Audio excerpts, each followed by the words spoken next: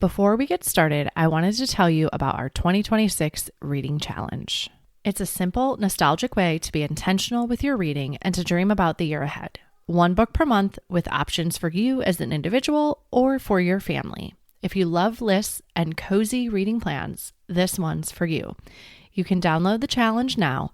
Head on over to www.bookishflights.com/read/2026 reading challenge, or just click the link in the show notes. Happy reading!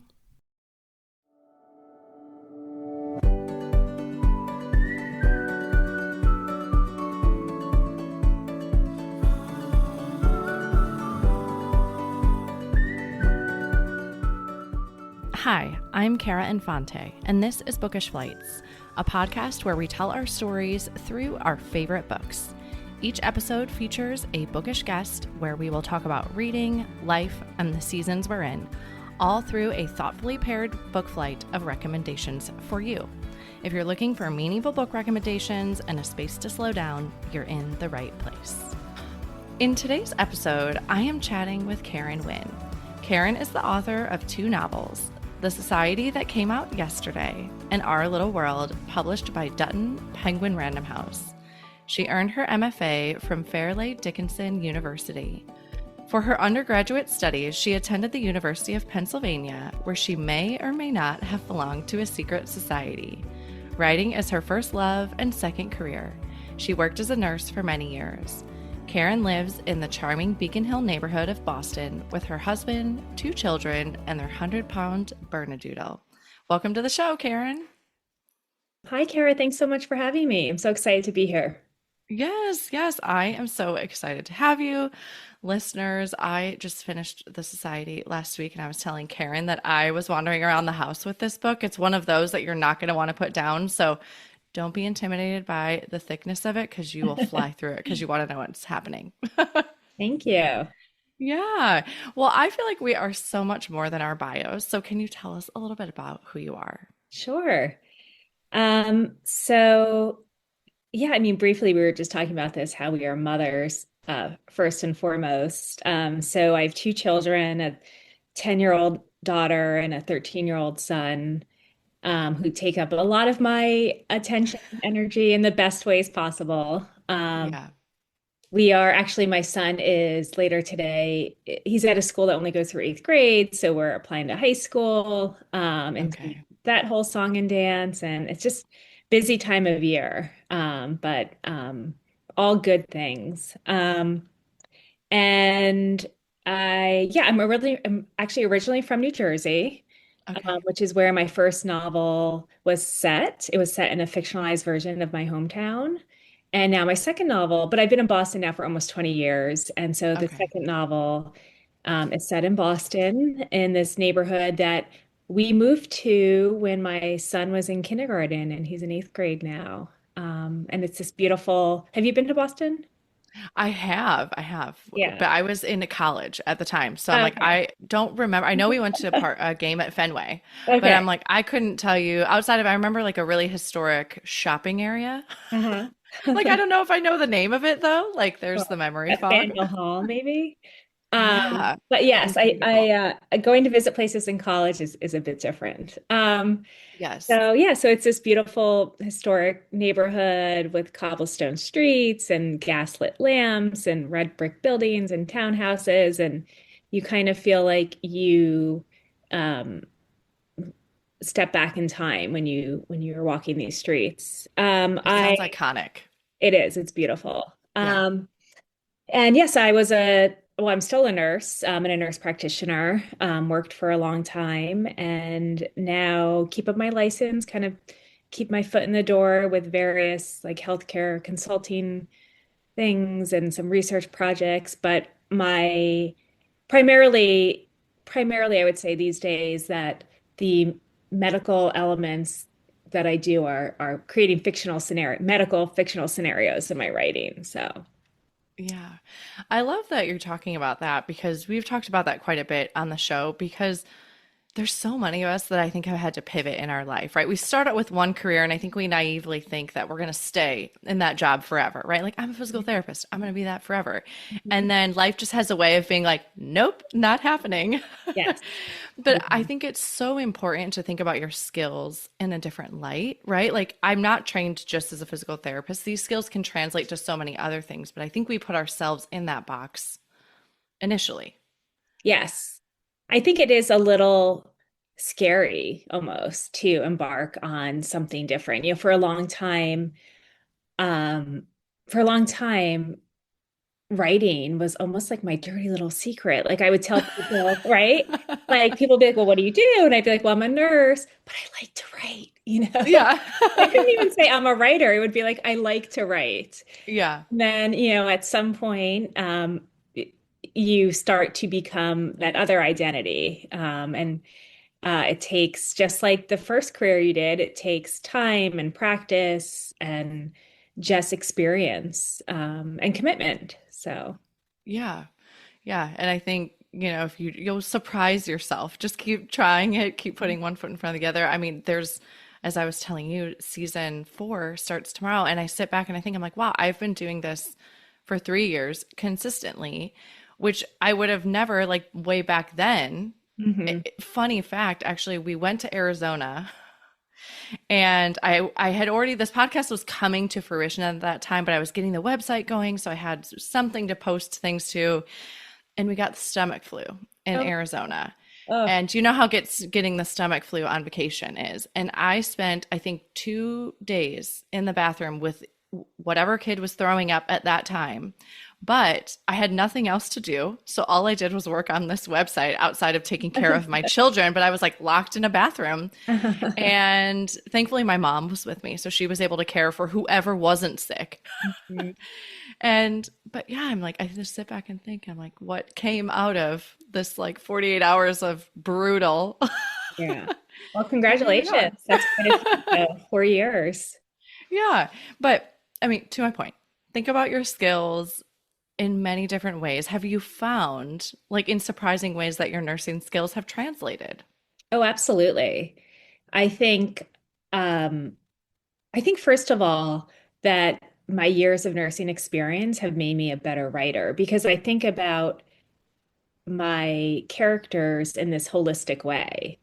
Like Yeah. they are more than just their um, problem or whatever crisis they're going through. Like they have a whole story, a whole backstory. They have emotional baggage. They have sometimes physical baggage. Like they're they're real people in my mind. Yeah. And as a nurse, um, when I worked for years as a nurse in the hospital, and we would be admitting patients, we would have to do their medical history. And that is not just their presenting problem, right? Say someone comes Yeah. in with um, um, cardiac pain, right? It's more than that. It's what medications do you take? What medical history do you have? Do you live in an apartment that has 2 stories? Like are you married or, do you use alcohol? Like you put together the whole piece because you have Yeah. to know all of those elements in order to treat them. So I do think that that has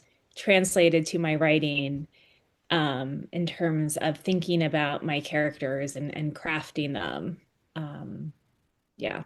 I would also Yeah. say that medical elements sort of sneak their way into my books too. Yeah. They're not, I intend them to. So, Yeah. And you're not writing in a vacuum, right? So that's your experience. That's what you know. And so, well, let's not keep the listeners on the edge of their seat any longer. Let's tell them about the society if they haven't had a chance to pick it up yet. yeah. So the Society, it's a literary suspense novel about 2 women who become whose lives become entangled amid a secret society located in the heart of Boston.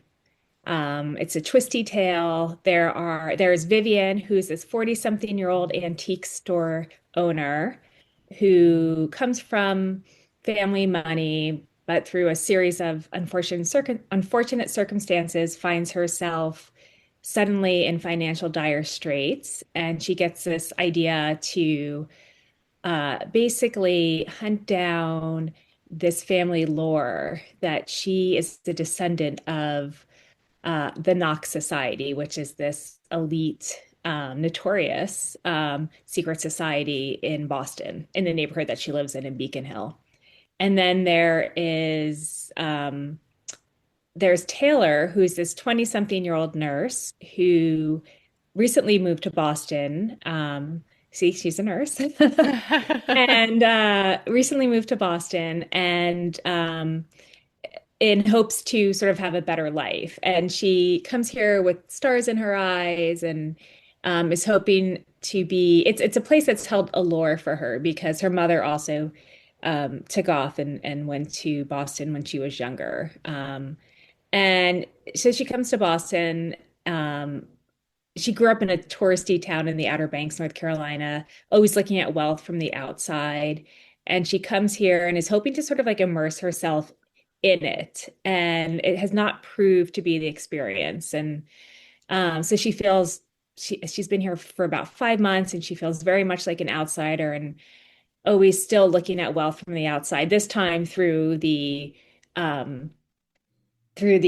windows of these old beautiful townhomes who leave their drapes open. And then one night, there's a patient that arrives into her emergency room. She's an ER nurse, and it is Vivian. And she's beautiful, and she's sort of everything that Taylor thought the Boston women or Boston was going to be. So she becomes a little fascinated with her patient, and Vivian is there with injuries from a suspicious fall. But before she can really get to know her, Vivian actually disappears from the hospital without a trace.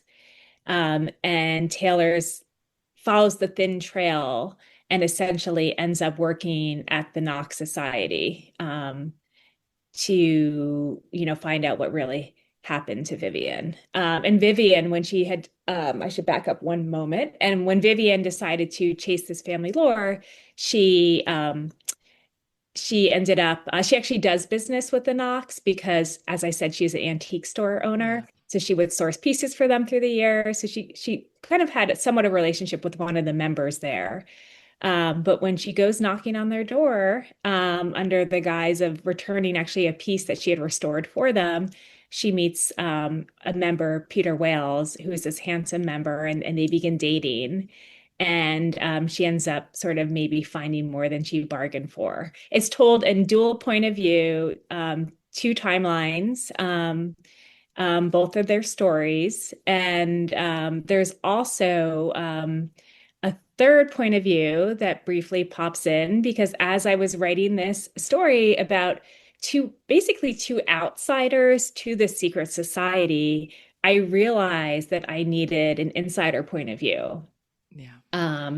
And who better than the building itself? Like if these walls could talk. Yeah. So the building itself of the Knox Society occasionally weighs in, and it also made sense because there is some history to the Knox Society from the 1800s when it was first formed that plays a role in the present day plot. So. Yeah. I was going to say, like, I loved the character of the house because it's just so Okay. unique, right? And I think when we read a lot of books, it's so nice to have something that, like, oh, that's such an interesting way to tell a story when there's something new, right? And it feels fresh. Like, I loved the character of the house and the perspective it brought, and even the attitude the house had a little bit, you know? Thank you. Yeah, he's kind of Yeah. this like snobby, old, literally old Yeah. Keeper Bostonian. of the Yeah. rich society, you know? Yeah. Absolutely. Well, when you wrote this book, being that dual point of view, do you write that linearly? Like, are you writing it as the story reads, or are you writing one timeline and then the other and meshing them together? How did you do that? It's so interesting. Like I wish I had a clearer answer. I feel Yeah, like it's always, it's hard to say. It's hard to like look back and be like, okay, this was my process. sure. because it was constantly evolving, and it was sort of messy and also magical. And I probably did a little bit of both. Yeah. Where, yeah, and I kind of jumped around. At one point, I even ended up writing both of them in first person, knowing that I was going to go back to third person, but I felt like I needed to access them more. Yeah. And that allowed me to do that. So yeah, it was a lot of, like, I did at one point have the whiteboard, where I looked like a crazy person, um, with events and lines and two different colored markers and trying to figure it all out. That was almost more when I was figuring it all out. But then once I kind of knew the story, I was more working from like the pages itself and in my head, but still kind of referring to that. So Yeah. I think you described the creative process perfectly. It's messy and it's magical. I mean, very simply, it's all of that. So, well, what is your wish for the reader when they pick up the society? What do you hope they'll take away?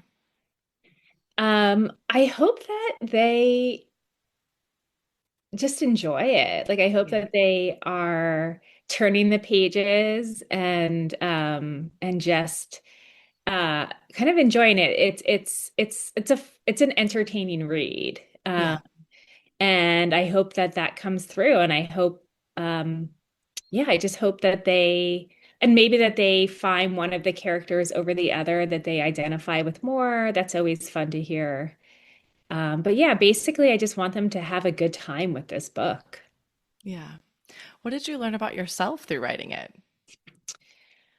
Well, I learned I could write under deadline. First of all, I had sold this book through the option clause. Okay. So I sold it as a synopsis with the first couple of chapters, which then ended up changing, of course. And and I had a deadline. Whereas my first book, when I was working as a nurse and writing Our Little World, I didn't have anybody waiting for it, right? So Yeah. it took me a really long time. But this one took me, a couple of years, um and I learned that the importance of that.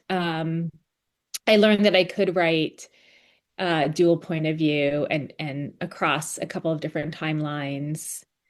Um yeah, and I learned that am inspired by setting. And I know I touched Okay. on this a little earlier, but I am inspired by setting. Which is maybe, how I operate. Yeah. I've only written two books, but I have something in mind for my next one. And yeah, I think, I think it's hard walking these streets around Boston not to get inspired each day with the possibilities. And I'm not done with Boston yet. So Yeah. That's a beautiful way to put it. And I love books that have that strong sense of place because I like to travel through the pages of my books, right? And that's not meaning like go read a travel memoir or something. It's feeling like I'm immersed and I got to travel to Boston when I read this book or wherever it is that I'm reading, but I really enjoy reading for that. I completely agree, that feeling of being transported. Yeah, yeah. Like when I can't leave my couch, but I can go do this. It's Mhm. go to Boston and go live in a secret society for 300 something pages. I'm great. So, well, let's switch gears a little bit and let's talk about who you are as a reader. So, what genres do you enjoy reading? I really read widely. Yeah, I read a little bit of everything. So, I have in my heart a sweet spot. I read a lot of mysteries while I was Sure. writing this book. Um, so I went down, like, I devoured all the Lucy Foley books, Yes. which was great. I often will be reading new releases by my author friends. Sure. I read some historical fiction. I read a little nonfiction. So I really do uh, explore kind of all genres. Yeah. How in your busyness do you find time to read? Um, yeah, it's a good point. I mean, I feel like I binge read. Like, I will go through like when I'm working and writing, I can't really read like and A, I don't have time, and Yeah, B, I sort of don't want to get unduly influenced. sure.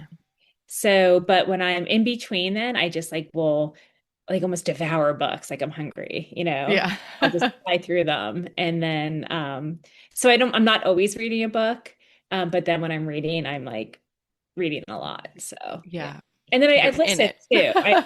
I listen to books a lot Yeah. actually these days, which is nice because I'm in my car going back and forth to the kids' schools and this and that. So yeah. It Or is the walking my ultimate dog. mom hack. I feel like, I mean, life has to happen, and I want to read books. Yeah. Yeah. So, well, you have brought three books with you today in the form of a book flight. Can you tell us how you chose these books? I picked three books that inspired me to write The Society. They are all books about these exclusive or groups or societies themselves. They are books about these outsider protagonists who are trying to access some sort of inner group. The first one is The Cloisters by Katie Hayes, and that's about a woman named Anne Stillwell who takes a summer job at the Met Cloisters in New York City, and she becomes entangled in a group of researchers who are studying this mysterious deck of tarot cards. Oh, and listeners, if you remember the name Katie Hayes, we had her back on episode 138. We talked about her next book after that, though, Saltwater, but that was The Cloisters by Katie Hayes. And Saltwater was great too. Love that one. Yeah. Yeah, and that will transport you, speaking of strong sense of place, that'll transport you to Capri if you want to go on a little travel for a side pairing here. And the next book is The Ninth House by Lee Bardugo, which is a fantasy novel set at Yale University. And it is about a Oh, woman who joins one of Yale's secret societies. And this one does delve into the magic in a way that the others don't, including mine do not. But yeah. I'm sure many people are familiar with this one, and it's just such a great read. Yeah, I'm excited. So does it have like the academia vibes as well, since it's set 100%. at Yale? Yeah. All of these Oh, do, okay. actually. I would say all three of these do. Okay. All right. So that was Ninth House by Lee Bardugo. And then what's the last book you brought? And the last book is the iconic The Secret History by Donna Tartt. Such a great novel. Um, and that's is set at an elite New England college, and it follows a narrator, Richard, who becomes basically involved in this group of people that are these classic students, and that Okay. leads to murder and lots of secrets being unraveled. So, Yeah. So that was The Secret History by Donna Tartt. Thank you so much for bringing those books. I love hearing what our guests are reading. It's so fun. So, how I love to end our show is with our bonus pairings that are a speed round of questions you can answer really quick. Are okay, you a rereader? I would say I know I'm supposed to answer this quickly. I said No, yes. it's No, fine. Yeah. I would There's just no say pressure for it to be long. I would say most times no, but every once in a while I do. Okay. All right. What is one book you've read that has And changed your maybe if I life? did reread more, I would be able to describe the books that I read a little better. It's all right. What is one book you read that has changed your life? Oh, that's a good question. I would say when I was young, I read Anna Green Gables, and Yes. just uh, that's actually a book I would love to go back and reread. Yeah. And I did reread it when I was younger a lot. I read the whole series. I just talking about being transported. I loved the idea. I still want to go to visit Prince Edward Island. I just love this. Same. That changed my life. Yeah. We just reread it for book club. Oh, I want to fun. say maybe 3 years ago we read Wow. it. Uh-huh. And it's funny because I identified with totally different characters this time Okay. around because I'm a mom now. right? Yeah, I was a mom and right. I'm older. And so my perspective identified less with Anne Oh, than it that's did when I read it as a child. So yeah. interesting. If you reread it, let me know. Well, Yeah. Where is your favorite place to read? probably um sitting in the chair next to our Okay. fireplace. Yeah, with the That fireplace. sounds, yeah, at this time of year, that sounds perfect. Mhm. And lastly, what are you reading next? I have in my inbox this book, The Found Object Society by Okay. Michelle Mary Kay, and I'm so excited to read it.